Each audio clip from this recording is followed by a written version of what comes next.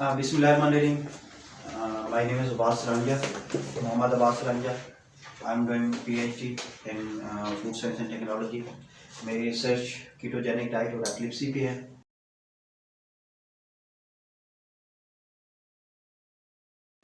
हमारा जो आज का टॉपिक है वो है हमारे पास food processing, product development and nutritional perspectives. ठीक है, इसमें जो मेन पर्पस है हमारा, वो आज का जो बेसिक है जो हम डिस्कस कर रहे हैं वो ये है कि हमारी फूड से प्रोसेसिंग हम जब करते हैं या कोई प्रोडक्ट डेवलपमेंट करते हैं तो हमें क्या क्या चीज़ें केयर करनी चाहिए.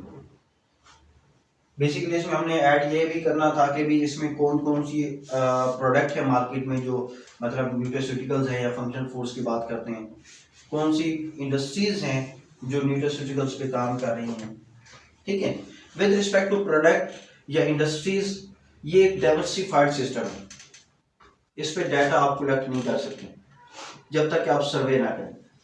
राइट, अगर आप इंडस्ट्रीज की बात करें तो वो एबेट की बात करें या नेस्ले की बात करें या इस तरह की और भी बहुत सारी सेक्टर्स जो फंक्शनल फूड्स या न्यूट्रास्यूटिकल फूड्स प्रोड्यूस कर रहे हैं. राइट, अगर आप बात करें ऑर्गेनाइजेशंस की, आप लोगों की बहुत सारी 200 प्लस ऐसी ऑर्गेनाइजेशन है पाकिस्तान के अंदर जो न्यूट्रिशन और हेल्थ से रेलिवेंट डायरेक्टली काम कर रही हैं, जिनको आप NGOs कहते हैं या ट्रस्ट कहते हैं, जिनमें गैप है और जिनमें हायर्स कर रहे हैं लोगों को. लाइक रिसेंटली मतलब ये कि हम आपके करीब है TCP में आपके न्यूट्रिशनिस्ट काम कर रहे हैं. ठीक है, तारे ज़मीन पे. तो इस तरह की ऑर्गेनाइजेशन बहुत सारी हैं, ट्रस्ट हैं, ऑर्गेनाइजेशन हैं जिसके अंदर आप पार्ट बन सकते हैं. बट अगर आपके पास नॉलेज और प्रैक्टिकल बैकग्राउंड है तो. राइट, अच्छा, फर्स्ट थिंग इसमें ये है, हम जो मतलब इसमें बताना चाह रहे थे, strategies of food nutrition safety. First thing, strategies of food nutrition safety. अब देखिए, दो चीजें ना एट ए टाइम जब आपस में मिलाई जाती हैं फिर ही बेसिक पर्पस क्लियर होता है. हम क्या करते हैं, जो फूड साइंटिस्ट होते हैं वो क्या करते हैं, वो कहते हैं जी फूड साइंस, जस्ट हम प्रोडक्ट डेवलप करें. राइट, और न्यूट्रिशन कहते हैं फूड न्यूट्रिशन. नहीं, हमें दोनों को कंबाइन करना चाहिए. कोई भी प्रोडक्ट डेवलप हो रही है तो उसमें क्या हो, फर्स्ट थिंग उसकी प्रोसेसिंग अप्रोप्रिएट हो ताकि उसके न्यूट्रिशनल लॉसेस ना हो. राइट, और उसमें ऐसे इंग्रेडिएंट यूज किए जाएं ताकि उससे कोई सेफ्टी जो वो है इफेक्ट ना हो, फूड सेफ्टी का. ठीक हो गया, दोनों चीजें कि भी हम इंग्रेडिएंट भी ऐसे यूज करें, प्रोसेस भी ऐसा यूज करें, मेथड भी ऐसा यूज करें जिसमें फूड न्यूट्रिशन का भी पर्सपेक्टिव क्लियर है कि न्यूट्रिशन लॉसेस ना हो. और सेकंड थिंग क्या हो कि उसमें प्रोसेसिंग टेक्नोलॉजी भी प्रॉपर रहे ताकि फूड सेफ्टी का इश्यू भी ना हो. आप जिसको कहते हैं safe and nutritious food, wholesome food जिसको ओवरऑल कहा जाता है. राइट, आपको ये प्रोसेसिंग की एग्जांपल दें. आप पीलिंग कर रहे हैं, पीलिंग क्या होती है, प्रोसेसिंग छिलका होता है. ठीक है, आप देखिए, आपने पीलिंग करनी है, आपने पीलिंग की, आपके ऊपर वाले जितने उसके उस पील में थे विटामिन थे, मिनरल्स थे, वो सारे लॉस हो गए. राइट, अब एक प्रोसेसिंग आप न्यूट्रिशनिस्ट कहता है नहीं, हमने ये इसको जो है यूटिलाइज करना है. ठीक है, इसको क्या करना है, यूटिलाइज करना है. लेकिन इश्यू ये है कि उसके साथ जो है एंटी न्यूट्रिशनल फैक्टर भी है उस पील के अंदर. जस्ट लाइक आप बात करें सिट्रस की पील की, ठीक है, उसमें एंटी न्यूट्रिशनल फैक्टर भी होते हैं. तो आपने फिर इस तरीके से कंबाइन करना है फूड एंड न्यूट्रिशन को कि भी उसके एंटी न्यूट्रिशनल फैक्टर भी निकल जाए और जो न्यूट्रिशनल फैक्टर हैं, विटामिन हैं या मिनरल्स हैं, वो भी हमें मिल जाए. ठीक हो गया. हमें हमारी बहुत सारी पॉपुलेशन ऐसी है जो ग्रिलिंग को पसंद करती है, बारबेक्यू. राइट, ग्रिलिंग को पसंद करती है बहुत ज्यादा. अब देखें, अगर आप ग्रिलिंग करें, no issue for that, nutrition के हवाले से इसका नुकसान नहीं है. ठीक है। लेकिन इश्यू ये है, अगर आपने मैरिनेट ऐसे किया है कि उसमें लिक्विड बहुत ज़्यादा है, एक होती है मैरिनेशन नियर टू ड्राई, मतलब जस्ट स्पाइसेस होती हैं और लाइट सा लिक्विड होता है। एक होती है मैरिनेशन बहुत ज़्यादा टब भर के रखते हैं, उसमें कोई भी फ्रूट्स रख दें, फ्रूट्स ये मतलब मीट, और वो उसमें क्या होती है, लीच डाउन होती है, जो हमारे मिनरल्स वगैरह जो भी होते हैं लीच डाउन होते हैं, ठीक है। अब वो लॉसेस होते हैं। सेकंड, जब आप ग्रिलिंग पे जाते हैं सेफ्टी का एस्पेक्ट आ जाता है, वो ब्लड ड्रॉप्स नीचे गिरते हैं, ठीक है, और वही स्मोक बन के मीट पे लगते हैं, जो कार्सिनोजेनिक कंपाउंड्स होते हैं, पॉलीहाइड्रोसाइक्लिक कंपाउंड्स होते हैं, तो वो कार्सिनोजेनिक होते हैं, कैंसर काज करते हैं, राइट। तो आपकी जितनी भी प्रोसेसिंग है, लेकिन लाइफ में आपने सिर्फ और सिर्फ ये नहीं बताना कि ये प्रोडक्ट खाएं ये ना खाएं, नहीं नहीं नहीं, आपकी न्यूट्रिशनल सेफ्टी आपको इस तरह पढ़नी चाहिए कि आप हर प्रोसेसिंग टेक्नोलॉजी को, कहीं पे भी आप कोई सेमिनार करते हैं कुछ करते हैं, लेकिन आप सेमिनार में सिर्फ ये बताते जाएंगे ना डायबिटीज वगैरह, नहीं, जो लोकल प्रोसेसिंग है उनको उसका बताएं, ठीक है, लोकल प्रोसेसिंग का ही बताएं, ठीक हो गया। उस लोकल प्रोसेसिंग में आप उनको एरर्स बताएंगे ना, वो उसको सेट करेंगे, तो वो सबसे मेन अचीवमेंट है, ठीक हो गया, वो है मेन अचीवमेंट। अब उसमें मेन प्रोसेस भी होते हैं कि कौन कौन सा प्रोसेस फॉलो करें तो हम न्यूट्रिशन लॉसेस कम कर सकते हैं और फूड सेफ्टी का एस्पेक्ट क्लियर कर सकते हैं, राइट। अच्छा जी, आगे है domains of work, future perspective, ये एक और भी दे रहा हूँ। डोमेन्स ऑफ वर्क आपकी जो न्यूट्रिशन की हैं या फूड की हैं, मैं आप लोगों को पहले ही बताया कि clinic, okay right done, practical knowledge हो, क्लिनिक आप स्टार्ट करें, well and good, but you should have knowledge of product development and product demonstration. Product development कैसे करनी है उसका मैंने आपको बताया कि प्रॉपर एक as a reason based study होनी चाहिए, फिर उसके बाद प्रोडक्ट डिमॉन्स्ट्रेशन होगी। जब आप एक प्रोडक्ट डेवलप करेंगे ना, फिर आपको पता लगेगा प्रोडक्ट डिमॉन्स्ट्रेशन कैसे करनी है। अदरवाइज आपके पास कोई भी प्रोडक्ट पड़ी हो, वो न्यूट्रिशनिकल्स हो या फंक्शनल फूड हो, फंक्शनल फूड कौन सी होती है कोई बताएगा?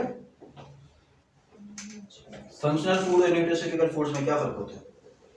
उसमें उस एक्सट्रैक्ट किए जाते हैं और उनके फंक्शन के हिसाब से, मतलब कि जो फंक्शनल फूड कोई भी फूड हो सकती है जिसको आप कह सकते हैं वैल्यू बढ़ाई गई, न्यूट्रिशनल वैल्यू बढ़ाई गई, ठीक है, क्या किया गया, न्यूट्रिशनल वैल्यू बढ़ाई गई हो, ठीक है, वो किसी भी सोर्स के थ्रू हो सकती है। पॉसिबल आपने एंटीऑक्सीडेंट कंटेंट बढ़ा दिया। ग्रीन टी आप बनाते हैं, ग्रीन टी क्या हुई है कि ग्रीन टी जब आप बनाते हैं वो हीट होती है, 100 डिग्री पे जब हीट होती है, बॉयल होता है वाटर, तो उसके जो न्यूट्रिशनल लॉसेज हैं वो होते हैं, एंटीऑक्सीडेंट्स होते हैं, वो लॉस होना शुरू हो जाते हैं, मैक्सिमम बल्कि लॉस ही हो जाते हैं, ठीक है। आपने एक ऐसा मेथड डेवलप किया है कि जी हम इसको जो है ना, जस्ट लाइक प्रोटी इवेपोरेटर पड़ा होता है लैब में, ठीक है, उसके थ्रू हमने क्या किया, कम टेम्परेचर पे हाई प्रेशर से ऐसा एक एक्सट्रैक्ट तैयार किया है जिसमें एंटीऑक्सीडेंट ज्यादा है, वो हम यूज करें, ठीक है, फूड के अंदर एक्स्ट्रा एंटीऑक्सीडेंट्स, ये है फंक्शनल फूड्स, राइट।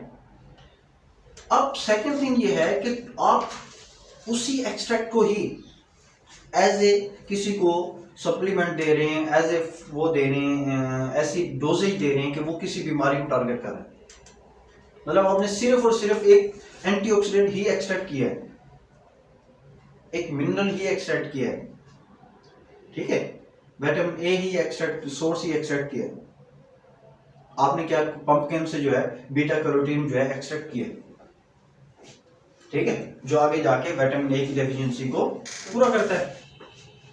वो आपने बच्चों में उसकी डोजेज देना शुरू कर दिए, जिन बच्चों को नाइट ब्लाइंडनेस स्टार्ट हो रही थी, ठीक है, ये स्किन के इश्यूज हो रहे थे, जो विटामिन ए की डेफिशिएंसी की बात करें, वो क्या होगी, न्यूट्रास्यूटिकल फूड्स,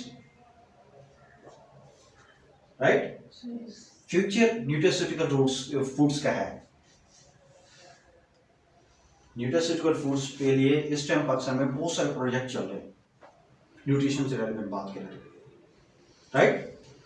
अच्छा जी, उसके बाद मैंने कहा फंक्शनल फूड्स आप बनाएं, फंक्शनल फूड्स अच्छा पर्पस है, ठीक है, जैसे ये इंश्योर है, ये एक फंक्शनल फूड है, जो डायबिट का इंश्योर है वो क्या है, फंक्शनल फूड है, अगर आप स्पेसिफिक डिजीज के लिए करेंगे, कोई एक्सट्रैक्ट होगा, फिर वो न्यूट्रास्यूटिकल फूड्स होगा, राइट। इस चीज पे आपको काम करना चाहिए, R&D पे लाजमी काम करना चाहिए। जैसे मैंने आपको बताया, नेक्स्ट जो हमारा होगा एग्जीक्यूटिव होगा, बिजनेस मॉडल होगा, उसको हम कर सकते हैं। प्रोडक्ट की रीजनिंग होती है, प्रोडक्ट रीजनिंग के बाद आप उसकी प्रोडक्ट की फिजिबिलिटी होती है, फिर फिजिबिलिटी में ही उसका एग्जीक्यूटिव समरी आ जाती है, उसमें 4 P's आ जाती हैं, SWOT एनालिसिस आ जाता है, ठीक है, उसका पूरा बिजनेस मॉडल आ जाता है उसके बाद, राइट। तो ये डोमेन आपका मेन है। तो उसके बाद आपका मतलब ये जो 2 बेसिक आपकी डोमेन्स हैं, राइट। अच्छा जी, अब उसके बाद हमारे पास है न्यूट्रिशन टूवर्ड्स प्रोडक्ट डेवलपमेंट, जो हम अभी डिस्कस कर रहे थे, और है nutritional losses during food processing. अब ये मेन है, जो फूड प्रोसेसिंग के दौरान हमारे न्यूट्रिशनल लॉसेस हैं। अब जब हम फर्टिलाइजर्स अप्लाई करते हैं किसी भी फूड को, क्या करते हैं, फर्टिलाइजर्स, तो क्या होता है, हमारे जो फ्रूट्स हैं, वेजिटेबल्स हैं, इनमें विटामिन सी, जहाँ पे हम बात कर रहे होते हैं, विटामिन सी की कमी हो जाती है जब भी हम फर्टिलाइजर अप्लाई करते हैं। आर्टिफिशियल फर्टिलाइजर, एक तो ऑर्गेनिक मैन्योर है ना, हम आर्टिफिशियल फर्टिलाइजर्स की बात करते हैं। देखिए, हमेशा फूड सेफ्टी जो है, न्यूट्रिशन जो है, वो आपकी स्टार्ट होनी चाहिए from start of the food. Food safety की ऐसे स्टार्ट होती है, लाइक आप ऑर्गेनिक मशरूम आई है, कल मेरे पास आई, ठीक है, मैंने उसका सैंपल चेक किया है, तो वो ऑर्गेनिक मशरूम जब हम उसके सारा उसके फिजिबिलिटी उसने दी है, उस बंदे ने जिसने हमें दी है, तो उसने उसमें बहुत सारी चीज़ें बताई हैं जो हम फर्टिलाइजर अप्लाई करके, बहुत सारी चीज़ें अप्लाई करके उसके इश्यूज आ जाते हैं, क्रिएट होते हैं। अब उस ऑर्गेनिक मशरूम से जब हम आगे जाएंगे, कोई प्रोडक्ट डेवलप करेंगे, कोई चीज़ डेवलप करेंगे, तो डेफिनेटली हम वो क्लेम्स कर सकते हैं, राइट। तो ये इंपॉर्टेंट है कि हम जो न्यूट्रिशनल लॉसेस हो रहे हैं वो स्टार्ट से ही कंसीडर करें। आगे अगर हम बात करें, नेक्स्ट है मिलिंग की। अब मिलिंग में जो है हमारे पास कुछ जो विटामिन बी होता है या मिनरल्स होते हैं, विटामिन, वैसे प्रोसेसिंग में कौन सी चीजें ज्यादा लॉस होती हैं, विटामिन और मिनरल्स। विटामिन भी ज्यादातर वाटर सॉल्युबल, कौन से, वाटर सॉल्युबल, फैट सॉल्युबल नहीं, एडिक जो है विटामिन ए डी ई के, वो कम लॉसेस होते हैं उनके, वो ज्यादातर फ्राइंग में आप कह सकते हैं कुछ हो सकते हैं लॉसेस, लेकिन otherwise most of the cases में कौन कौन से लॉसेस होते हैं, वाटर सॉल्युबल। अब उसका सोल्यूशन भी होता है, जस्ट लाइक आप किसी चीज की मिलिंग कर रहे हैं, उसमें विटामिन बी या इस तरह की चीजें लॉस हो रही हैं, मिनरल्स लॉस हो रहे हैं, अब उसमें विटामिन बी जैसे लॉस हो रहा है, वो हीट सेंसिटिव भी होता है फैक्टर कुछ, अब उसमें आप वाटर जैकेट्स लगा सकते हैं, ठीक है। मिलिंग प्रोसेस में वाटर जैकेट्स का एक कंसेप्ट जो है वो बड़ा डेवलप हो रहा है,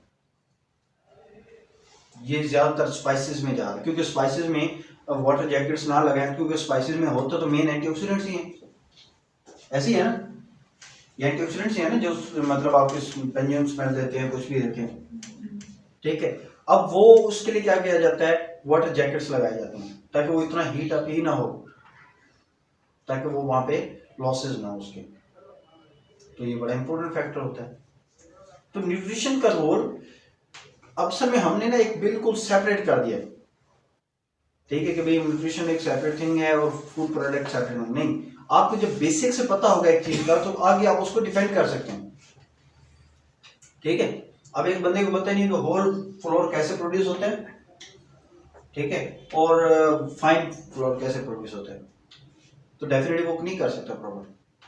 पहले उसको पता होना चाहिए कि कितने पोर्शंस बनाए जाते हैं एक फ्लोर मिल के अंदर, ठीक है, फ्लोर मिल के अंदर, और उसमें से कौन कौन सा पोर्शन किस किस चीज के लिए यूज किया जाता है। अगर होल फ्लोर लेंगे तो फिर क्या पर्पज होता है, फिर आगे जाके वो उसको डिस्कस कर सकता है, क्योंकि सोर्स हमें पता होना ना, क्योंकि एक चीज जो हम यूटिलाइज कर रहे हैं उसका हमें पता होना चाहिए, बेसिक नॉलेज आपको वो होना चाहिए, ठीक है।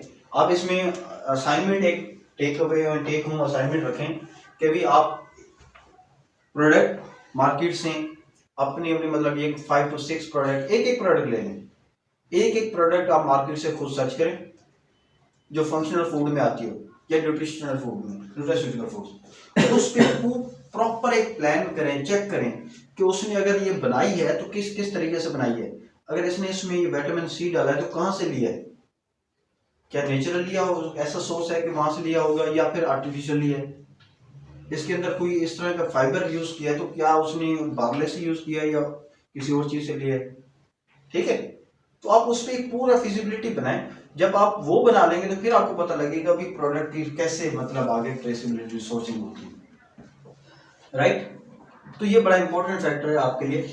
आगे अगर हम ब्लांचिंग में बात करें, सेम वही विटामिन बी के मतलब सोल्यूट होता है।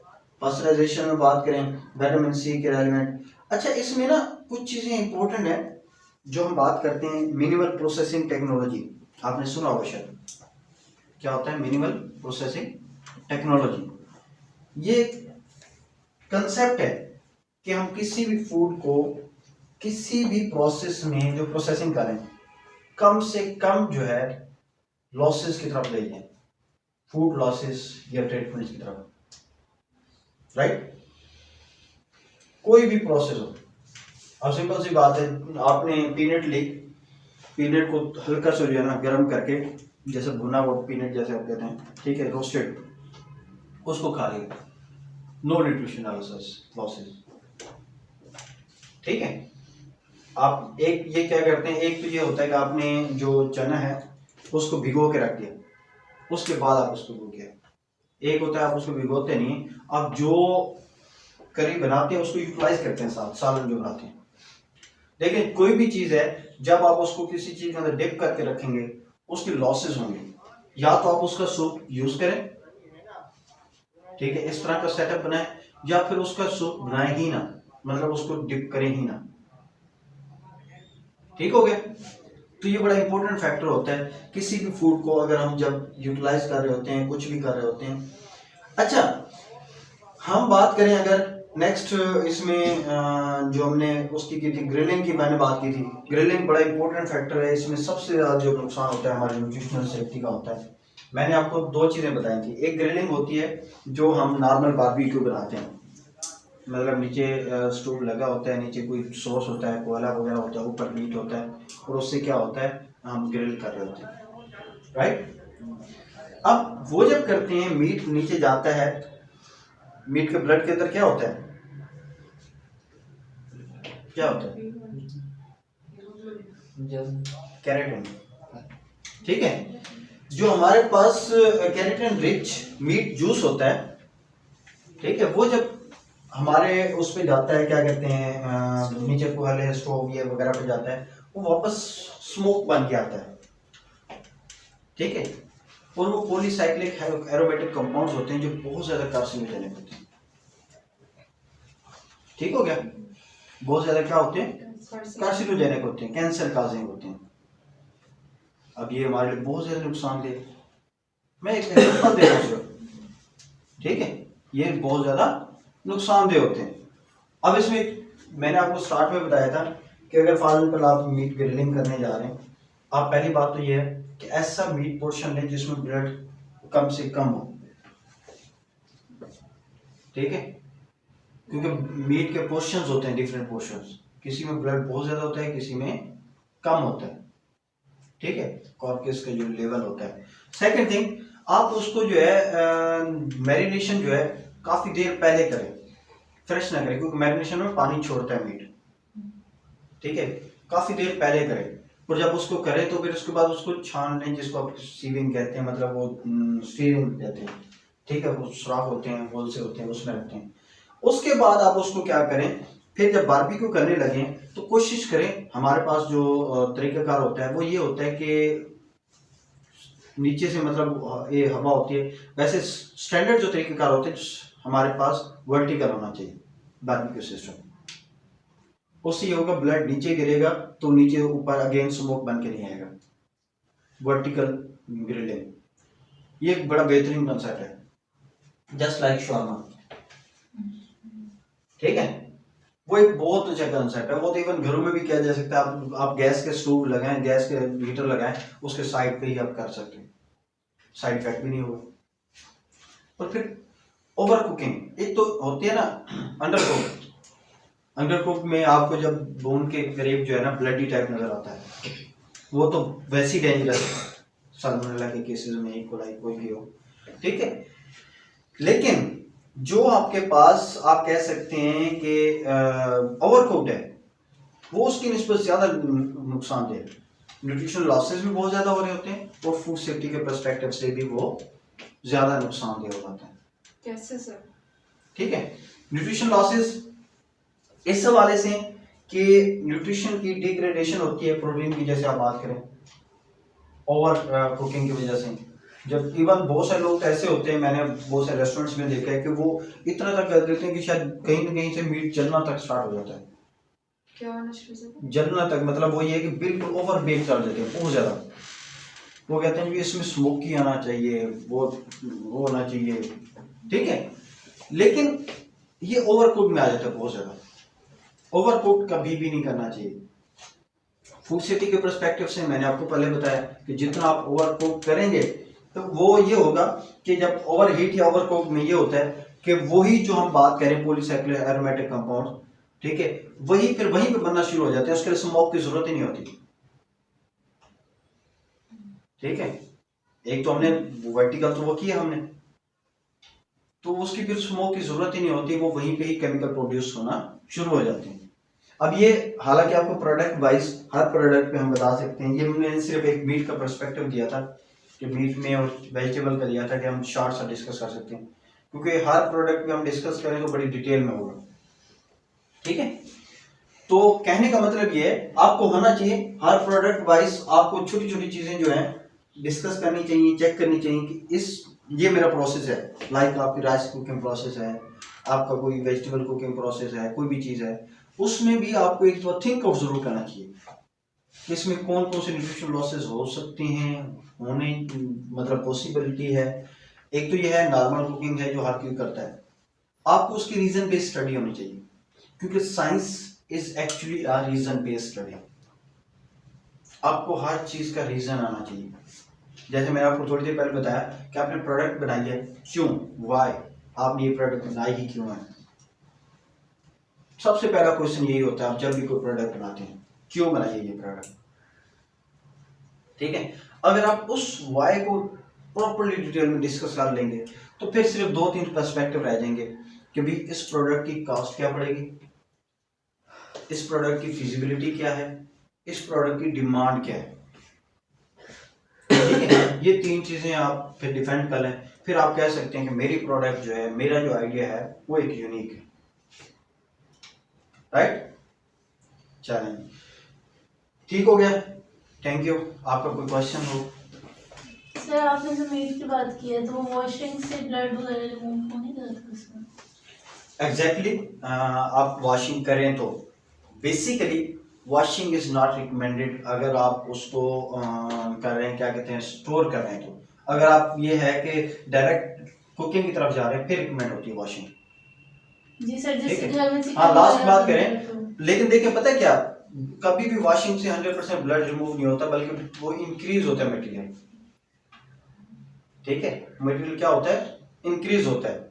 आप अगर बात करें कि वॉशिंग से टोटली ब्लड वॉश हो जाता है, ऐसा नहीं है, कुछ हद तक कम होता है लेकिन स्टिल उसके अंदर होता है ब्लड। सर जैसे वाइट मीट होते हैं चिकन वगैरह उसमें नजर तो नहीं है ना? नहीं उसमें होता है, ब्लड होता है, डेफिनेटली होता है। 100% हम रिमूव नहीं कर सकते कभी भी, हम कह सकते हैं मैक्सिमम लेवल पे हम उसको रिमूव कर सकते हैं, लेकिन 100% नहीं कर सकते। रिमूव करना चाहिए वैसे?